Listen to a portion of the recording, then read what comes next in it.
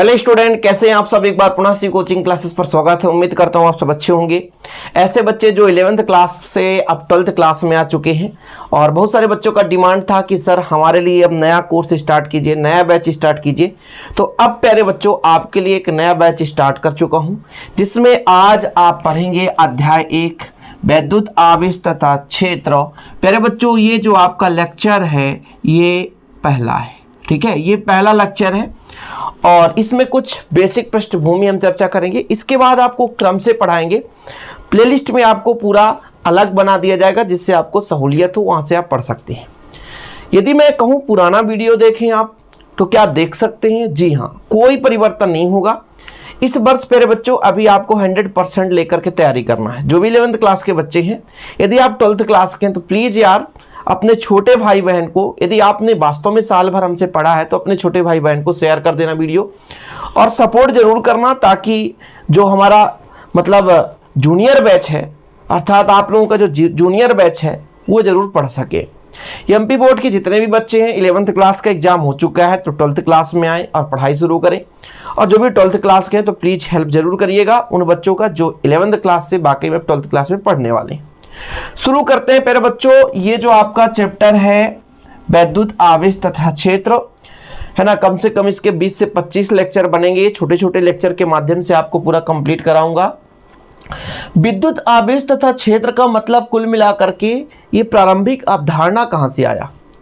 तो थेल्स नामक वैज्ञानिक आपने सुना होगा प्यारे बच्चों। थेल्स जो भौतिकविद थे, उन्होंने क्या किया कि सबसे पहले मान लीजिए एक पेन को ले लिया और बाल पे रगड़ा। आज भी आप कर सकते हो। ये आपका मान लीजिए पेन है, ठीक है, इसको आप बाल पे रगड़ोगे और इसके बाद आप डस्ट के पास ले जाओगे तो यहाँ पे डस्ट चिपक जाएगा। तो सबसे पहले पुष्टि कर रहे थे थेल्स ये बताए कि कहीं ना कहीं किसी न किसी वस्तु में आकर्षण के कारण, जैसे मान लीजिए रगड़ते हैं तो आकर्षण के कारण किसी वस्तु को अपनी ओर खींचने की क्षमता होती है। यानी जब हम घर्षण करा देते हैं तो उसमें कुछ ना कुछ तो ऊर्जा लग रहा होगा। देखो कोई भी वस्तु किसी वस्तु को आकर्षित कर रही तो कहीं ना कुछ तो एनर्जी लग रही होगी। उन्होंने प्रायोगिक देखा, मतलब जैसे पेन को रगड़ा और ऐसे डस्ट में रखा तो वहां पर धूल के कण चिपक गए, ऐसा कुछ देखा। लेकिन इसका वास्तविक रूप से यानी अच्छे तरीके से इसका मतलब परिभाषित नहीं कर सके। इसके बाद दूसरे वैज्ञानिक आते हैं प्यारे बच्चों, वो थे विलियम गिलबर्ट। कौन थे? विलियम, आपको लिखना तो लिख सकते हैं, विलियम गिलबर्ट, ठीक है, यही वैज्ञानिक थे। इन्होंने भी लगभग 100-200 वर्ष बाद इन्होंने भी वही प्रयोग किया कि किसी वस्तु यदि घर्षण कराते हैं तो कुछ ना कुछ एक एनर्जी प्राप्त होती है। लेकिन वास्तव में इन्होंने ये नहीं बताया भैया कि इसमें एक विद्युत है, ये कुछ नहीं बताया। इसका नाम, इलेक्ट्रिसिटी और विद्युत का नाम जानते हैं किसने दिया? थॉमस ब्राउन ने दिया। किसने दिया? थॉमस ब्राउन ने। आपको लिखना है तो लिख सकते हैं, नहीं लिखना है तो न लिखें, ठीक है। तो सबसे पहले किसने? थेल्स ने अपने प्रयोग में बताया कि हम यदि वस्तु को घर्षण कराते हैं तो कहीं ना कहीं आकर्षण होता है, किसी वस्तु को खींचने की क्षमता होती है। इसके बाद 100-200 साल यानी सैकड़ों वर्ष बाद विलियम गिलबर्ट हैं, है ना, इन्होंने अपने प्रयोग में बताया। इसके बाद जो थॉमस ब्राउन है, इन्होंने अच्छे तरीके से बताया। इन्होंने सबसे पहले इलेक्ट्रिसिटी नाम दिया कि जब हम किसी वस्तु पे घर्षण कराते हैं या किसी वस्तु को दूसरे वस्तु से रगड़ते हैं तो कहीं ना कहीं एक वस्तु में आकर्षित करने की क्षमता हो जाती है दूसरे वस्तु को, और इसमें जो क्षमता होती है किसी न किसी एनर्जी के कारण होती है और जिसे इलेक्ट्रिसिटी कहा गया, जिसे विद्युत कहा गया। मतलब एक प्रकार की ऊर्जा निहित होती है, उस ऊर्जा को इलेक्ट्रिसिटी या विद्युत कहा गया। ये पृष्ठभूमि थोड़ा था, इसे आपको लिखने की जरूरत नहीं है प्यारे बच्चों, है ना, ये तो थोड़ा सा बेसिक था। अब हम सबसे पहले बात करेंगे किसका? विद्युत का। परिभाषा मैं लिखूंगा, आप भी लिख सकते हैं, आपको यदि लिखना है तो, ठीक है। पहले आप लोग हेडिंग डालेंगे वैद्युत या विद्युत। देखो मैंने कहा ना कि आपने पेन लिया प्यारे बच्चों, पेन को आपने रगड़ा, पेन को रगड़ने के बाद आप डस्ट के पास ले जाएंगे तो इसमें डस्ट को आकर्षित करने की क्षमता होगी।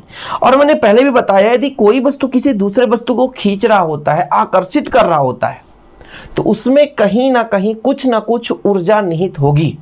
उसी ऊर्जा के कारण वो दूसरे वस्तु को खींच रही है। ये आपका क्लियर है? एक वस्तु दूसरे वस्तु को खींच रहा है मतलब उस वस्तु में कुछ न कुछ ऊर्जा निहित हो चुका है और उस ऊर्जा के कारण एक वस्तु दूसरे वस्तु को आकर्षित कर रहा है। उस ऊर्जा को कहा गया क्या? इलेक्ट्रिसिटी या विद्युत। यानी वह ऊर्जा जिस ऊर्जा के कारण किसी वस्तु में दूसरे वस्तु को आकर्षित करने की क्या हो जाती है, क्षमता उत्पन्न हो जाती है, उसे क्या बोलते हैं, ऊर्जा बोलते हैं। ठीक है, आप लोग लिख सकते हैं कि वह ऊर्जा जिसके कारण, वह ऊर्जा जिसके कारण किसी वस्तु में हल्की वस्तुओं को आकर्षित करने की क्षमता उत्पन्न हो जाती है, को आकर्षित करने का गुण उत्पन्न हो जाता है, ठीक है, क्या कहलाता है, वैद्युत कहलाता है। कोई दिक्कत? थोड़ा लिखने में प्यारे बच्चों बोर्ड में उतना मेरा हैंड राइटिंग उतना अच्छा नहीं है, आप लोगों को मैं बोल रहा हूं, आप लोग समझिए, उतना आप लोग लिखते चलेंगे। ठीक है, विद्युत कहते हैं, वैद्युत कहते हैं, आप बिल्कुल कंफ्यूज मत होना कि वह ऊर्जा जिसके कारण किसी वस्तु में, कोई वस्तु हल्की वस्तुओं को आकर्षित करने का गुण उत्पन्न हो जाता है, उसे हम क्या बोलते हैं, वैद्युत कहते हैं, या इसको आप विद्युत भी लिख सकते हैं। क्या लिख सकते हैं, विद्युत। कंफ्यूज मत होना, तो फिर आपको यहाँ पे विद्युत लिखना पड़ेगा। ठीक है, डाउट में नहीं रहना भाई। एक छोटी सी भी परिभाषा आपकी जिंदगी में समस्या पैदा कर सकती है, इसको अपने भाषा में समझो ना। आप प्रैक्टिकल करके देखना, आज नहाने जाना, नहाने के बाद तेल लगाना, तेल लगाने के बाद क्या करना, आप एक छोटा सा छड़ी ले लेना या एक पेन ले लेना, पेन को आप बाल पे रगड़ना, रगड़ने के बाद बिल्कुल जमीन पे ले जाना पर बच्चों, जहां पर मान लीजिए आपका फर्श ना हो, यानी गीला मिट्टी जैसे हो, तो वहाँ छोटे छोटे कण उस पर चिपक जाएंगे। इसका रीजन क्या है, इसका रीजन है कि इसमें कहीं ना कहीं एक प्रकार की ऊर्जा निहित हो चुकी है, जिस ऊर्जा के कारण ये किसी अन्य वस्तु को अपनी ओर आकर्षित कर रहा होता है। उस ऊर्जा को कहा गया इलेक्ट्रिसिटी अर्थात विद्युत। ठीक, अब देखो हमने क्या किया प्यारे बच्चों कि एक वस्तु लिया और वस्तु में घर्षण कराया, जैसे कांच का छड़ लिया, उसको रेशम के कपड़े से क्या कर दिया, हमने घर्षण करा दिया। कांच का छड़ लिया, रेशम के कपड़े से हमने क्या करा दिया, घर्षण करा दिया। तो हमने क्या देखा कि कांच के क्षण में आवेश उत्पन्न हो गया है जो किसी अन्य वस्तु को आकर्षित कर रहे हैं। तो अब इस वस्तु, जिस वस्तु में किसी अन्य वस्तु को आकर्षित करने की क्षमता उत्पन्न हो गई, उस वस्तु को कह दिया गया कि ये विद्युन्मय हो गया है, इसमें विद्युतीय गुण उत्पन्न हो गया है, इसलिए इसे विद्युन्मय कह दिया गया। यदि पूछ दे विद्युन्मय किसे कहते हैं, तो वह पदार्थ जिस पदार्थ में किसी अन्य दूसरे वस्तु को आकर्षित करने की क्षमता उत्पन्न हो जाए, गुण उत्पन्न हो जाए, उस पदार्थ को विद्युन्मय कहते हैं। तो आप लोग अगला परिभाषा लिखेंगे, यहां पे मैं साफ कर दे रहा हूं थोड़ा सा। क्या लिखोगे मेरे बच्चों, विद्युन्मय। विद्युन्मय वह पदार्थ जिसमें हल्की वस्तुओं को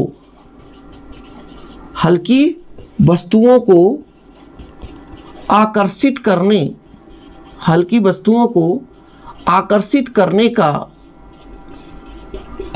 करने का गुण उत्पन्न हो जाता है,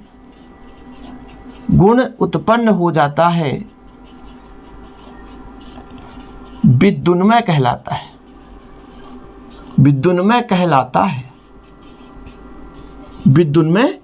है।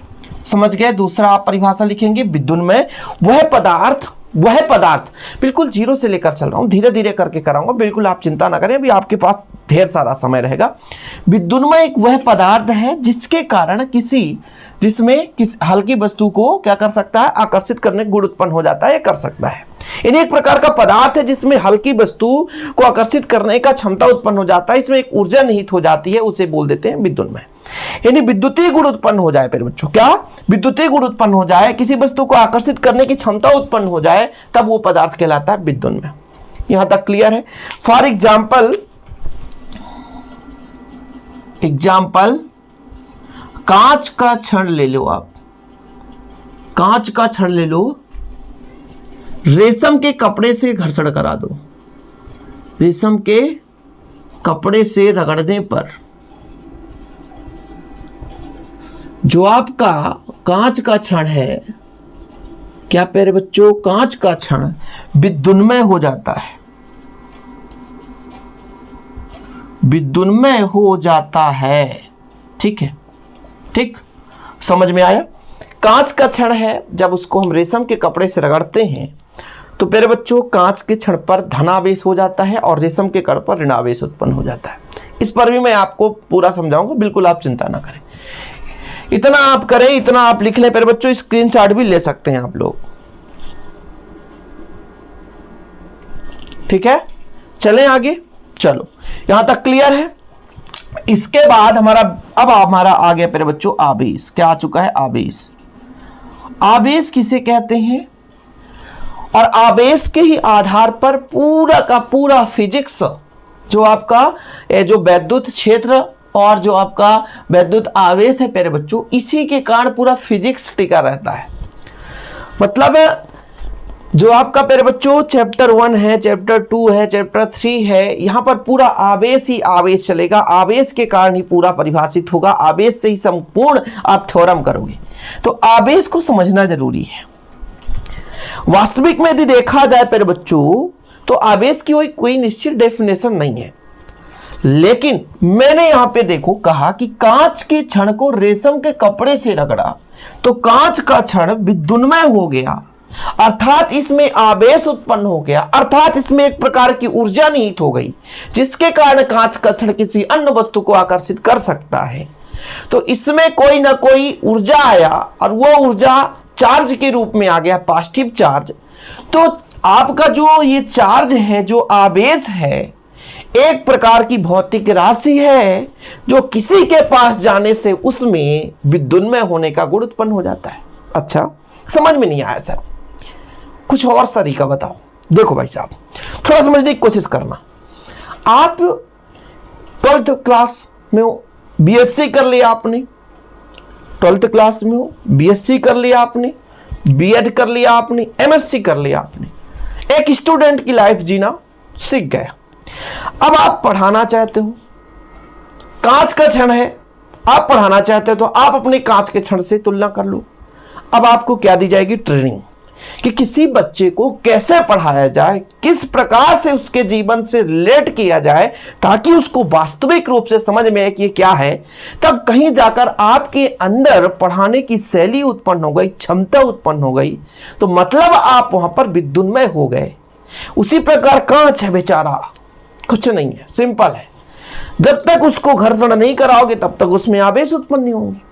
तो आवेश क्या है? एक प्रकार से जिस प्रकार से आप पढ़ाने की क्षमता उत्पन्न, तो एक प्रेरित हो गए, कहीं ना कहीं से आप ट्रेनिंग ले लिए तो प्रेरणा आ गई अंदर। उसी प्रकार से एक भौतिक राशि है जिसके अंदर से, जैसे आपके अंदर एक कुछ ना कुछ एनर्जी आ गया, कुछ ना कुछ गुण उत्पन्न हो गया, जिसके कारण आप किसी और को पढ़ा सकते हो। इसी प्रकार प्यारे बच्चों कांच का जो क्षण है उसमें भी कोई ना कोई ऐसा एनर्जी आ जाता है जिसके कारण वो किसी अन्य वस्तु को आकर्षित कर सकता है, जिसके कारण वो विद्युन्मय हो सकता है। तो एक प्रकार की जो आवेश है वो क्या है? भौतिक राशि है, जिसके कारण किसी वस्तु में आ जाने से या जिसके अर्जित होने से वस्तु विद्युन्मय हो जाता है। ओके, इतना लिख सकते हो आप लोग। तो क्या लिखोगे? आवेश एक भौतिक राशि है, आवेश एक भौतिक राशि है, ठीक है, जिसके अर्जित हो जाने से, जिसके अर्जित हो जाने से पदार्थ क्या हो जाता है फिर बच्चों? विद्युन्मय हो जाता है। ठीक है, विद्युन्मय हो जाता है। कोई दिक्कत? यहां तक समझ में आया? हम विद्युत किसे कहेंगे, वैद्युत किसे कहेंगे? विद्युत है क्या? तो एक प्रकार की एनर्जी है जिसके कारण किसी वस्तु में हल्की वस्तु को आकर्षित करने का गुण उत्पन्न हो जाता है। उसे क्या बोलते हैं फिर बच्चों? विद्युत कहते हैं। विद्युन्मय क्या है? विद्युन्मय क्या है? एक प्रकार का पदार्थ है, और वह पदार्थ जिसमें हल्की वस्तु को आकर्षित करने की क्षमता उत्पन्न हो जाए। आवेश क्या है भैया? तो एक प्रकार की भौतिक राशि है जिसके अर्जित हो जाने से पदार्थ विद्युन्मय हो जाता है, अर्थात हल्की वस्तुओं को आकर्षित करने की आकर्षित करने की क्षमता उत्पन्न हो जाती है, क्षमता उत्पन्न हो जाती है। ठीक है, कोई दिक्कत की बात नहीं, यहां तक समझ में आ गया। अब थोड़ा समझो, देखो बच्चा लोग, आवेश बराबर होता है धारा गुणे समय, ये फार्मूला लिख लो। एसआई मात्रक यदि मैं कहूं, एसआई मात्रक तो आप लिख लो कूलाम। ठीक है, लिख लो भाई, लिख लो, ये मत कहना कि सर गलत बता रहे हो। ठीक है, चल मैं यहां पर विमीय सूत्र लिख देता हूं, विमीय सूत्र लिख देता हूं। द्रव्यमान नहीं है, दूरी नहीं है, धारा गुणे समय, समय है, धारा यानी एम्पियर, ये आपका विमीय सूत्र आ गया। और प्रकृति आप यहां पर लिख लेना अदिश राशि। कौन सी राशि प्यारे बच्चों? अदिश राशि। लो छापो इतना, लो स्क्रीनशॉट ले लो आप लोग। तो क्लियर हो गया हो तो फिर आगे चलें प्यारे बच्चों। आगे भी हमारा टॉपिक है। देखो यार, थोड़ा समय तो मैं लूंगा, बिना समय लिए आपको समझाना मुश्किल है। स्क्रीनशॉट ले लो, बेहतरीन। और आप लोग इतना जरूर बताना कि आप लोगों को कॉपी पेन अच्छा लगेगा कि ये बोर्ड ही सही है। यदि आपको ये बोर्ड ही सही है प्यारे बच्चों, तो फिर कॉपी पेन में मेहनत करने की आवश्यकता मुझे नहीं होगी। समझ रहे हैं आप लोग? और यदि आपको कॉपी पेन पे ही चाहिए तो फिर कॉपी पेन पे लिखकर समझाऊंगा, कोई दिक्कत नहीं है। आप बिल्कुल परेशान नहीं होंगे, आप बिल्कुल परेशान नहीं होंगे। आपका जैसा रिस्पॉन्स रहेगा वैसा आपको पढ़ाया जाएगा, आप निष्फिक्र रहेंगे। ठीक है, चलिए अब देखो भाई, आपने आवेश पढ़ लिया, आवेश का विमीय सूत्र पढ़ लिया, आवेश का एसआई मात्रक पढ़ लिया, आवेश की प्रकृति पढ़ लिया, आवेश अदिश राशि है, एसआई मात्रा कूलाम है प्यारे बच्चों। ठीक है, आवेश बराबर होता है धारा गुणे समय होता है। अब देखो, प्रयोग आधार करेंगे, आपकी बुक में भी प्रयोग दिया है कि प्रयोग फर्स्ट हम 2 प्रयोग करेंगे प्यारे बच्चों, इससे ही हम बेंजामिन फ्रैंकलिन का सिद्धांत बताएंगे। प्रयोग आपका फर्स्ट है, ये प्रयोग आपका सेकंड है। ठीक है, हम एक कांच का छड़ लेते हैं प्यारे बच्चों,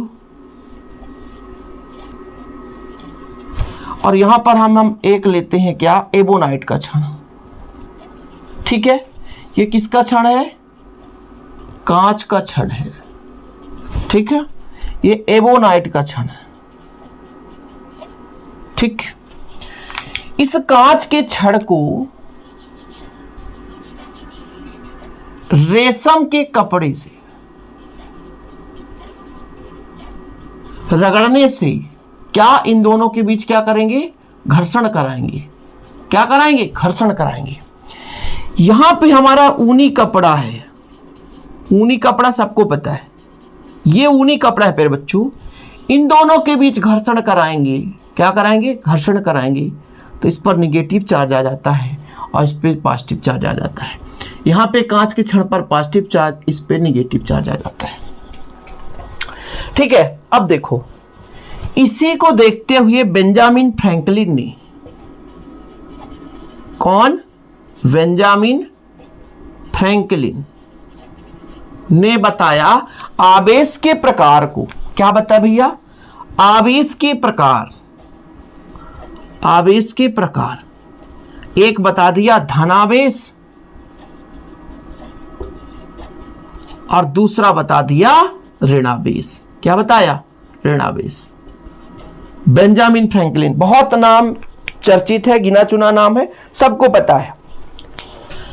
बेंजामिन फ्रैंकलिन ने बताया कि जब हम कांच के छड़ को रेशम के कपड़े से रगड़ते हैं तो कांच के छड़ पर धनावेश और रेशम के कपड़े पर ऋणावेश। अब बहुत सारे बच्चों के मन में डाउट होगा कि सर ये कैसे पता हो पाया कि कांच के छड़ पर धनावेश है, ये ऋणावेश कैसे हम पता कर पाएंगे? अच्छा, आप लोग जब पैदा हुए हो तो क्या पता था कि आपका नाम सोहन है, कि आपका नाम कविता है, कि आपका मान कुछ भी है? नहीं पता ना, नहीं पता ना, पता था? नहीं पता। इसी प्रकार जब बेंजामिन फ्रैंकलिन पैदा हुए थे उनको भी नहीं पता था कि इसी पर धनावेश है। कांच का छड़ जब रेशम के कपड़े से रगड़ा गया तो उनको पता नहीं था कि इस पे पॉजिटिव चार्ज है। बता दिए धन, अब धन ही मान रहे, उसी चीज को धन मान रहे तो मान रहे। मेरा नाम शिवराज है, प्यार से शिव बुलाते हैं मुझे, शिव सर के नाम से यूट्यूब पे सभी जानते हैं। अब मेरा नाम शिवराज है तो शिवराज है, सबको जानते हैं शिवराज, कोई दूसरा नाम नहीं जानेगा। और हमेशा तक जब तक मेरी अस्तित्व रहेगी तब तक मेरा नाम यही जाना जाएगा। इसी प्रकार से इनका नामकरण कर दिया गया कि भैया जो कांच का क्षण है इस पे जो आवेश होगा तो मान लेते धन, और एक में मान लेते हैं एबोनाइट का क्षण था, उसमें हमने माना ऊनी कपड़ा को लेकर के चला तो ऊनी कपड़ा पे धन और एबोनाइट की क्षण पे ऋण आवेश, तो नाम दे दिया गया। दो वस्तुओं को आपस में रगड़ा, बोला दोनों एक सुख और एक दुख, माता तो पिता, भाई तो बहन, दादा तो दादी, सबका अपोजिट होता है, तो यहां भी क्यों ना होगा। जब हिंदी वाले अपोजिट कर सकते हैं तो हम भी क्यों ना कर दे। तो फिजिक्स में एक लफड़ा उत्पन्न हो गया, धनावेश और एक ऋणावेश। ये कौन थे? यही दादा थे, बेंजामिन फ्रैंकलिन। ये ना बताए होते तो आज हमको पढ़ना नहीं पड़ता ना, पढ़ना पड़ता नहीं, पढ़ना पड़ता। अरे यार, तो फिर फिजिक्स उत्पन्न नहीं कैसे होता? आज की डेट में इतना साइंस आगे बढ़ चुका, हुआ कैसे होता? नहीं होता ना। तो जो बेंजामिन फ्रैंकलिन थे, इन्होंने बताया भैया आवेश के दो प्रकार, वो कौन कौन से? धनावेश और ऋणावेश। नाम दे दिया कि कांच का क्षण ले लिया, कांच के क्षण को हम रेशम के कपड़े से रगड़ दिए तो भैया कांच के क्षण में जो चार्ज आएगा दोनों में अपोजिट आएगा, सेम तो आ नहीं सकता। तो कांच के क्षण में जो चार्ज आएगा वो आपका धनावेश और जो रेशम का कपड़ा उस पर ऋणावेश। फिर एबोनाइट के क्षण को ले लिया और उन्हीं कपड़ा को रगड़ दिया, घर्षण करा दिया, तो एबोनाइट में जो आवेश उत्पन्न हुआ उसे ऋणावेश कहते हैं। तो बेंजामिन फ्रैंकलिन के आधार पर आवेश को दो भागों में बांटा गया है, एक आपका धनावेश, एक आपका ऋणावेश। आगे लिखोगे धनावेश में आप लिख लो, क्या लिखोगे कि कांच के क्षण को रेशम के कपड़े से रगड़ने पर, घर्षण कराने पर कांच के क्षण पर उत्पन्न आवेश को धनावेश कहा गया।